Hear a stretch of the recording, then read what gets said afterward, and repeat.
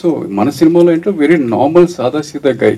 So నేను average అని ఎందుకు పెట్టానంటే సొసైటీలో చాలామంది మనం యావరేజే, బట్ మన చూడండి చాలామంది ఎలా ఉంటారంటే ఎలా కొంచెం ఇన్నోసెన్స్ ఉంటుంది, నెక్స్ట్ ఏం చేయాలో తెలియదు, అండ్ ఎస్పెషల్లీ స్టూడెంట్ ఫేస్లో. సో వాడు ఏం చేద్దామో క్లారిటీ ఉండదు, అమ్మాయిలేమో రసంలో కరివేపాకులు తీసి పడేస్తారు. సో ఇలాంటి type of characters Nani. So average అని పేరు పెట్టడానికి అదే కారణం. సో అంటే నాని అనేది అందరు జనరల్గా ఇంట్లో ఎవరికైనా చెప్తారు, నాని అంటే ఒక కామన్ నేమ్ అది. సో అంటే ఈ స్టూడెంట్ మాత్రమేనా, దీని వెనకాల ఎమోషన్ ఏమైనా ఉందా అంటే ఫ్యామిలీ సంబంధించిన మూవీలో? ఎస్, మంచి ఎమోషన్ ఉందండి. నేను అప్పటికి అనుకున్నా వేరే ఆప్షన్స్ కూడా, యావరేజ్ స్టూడెంట్ పవన్ అని అనుకున్నాను, యావరేజ్ స్టూడెంట్ వెంకీ అని అనుకున్నాను, కానీ Nani was more heart touching.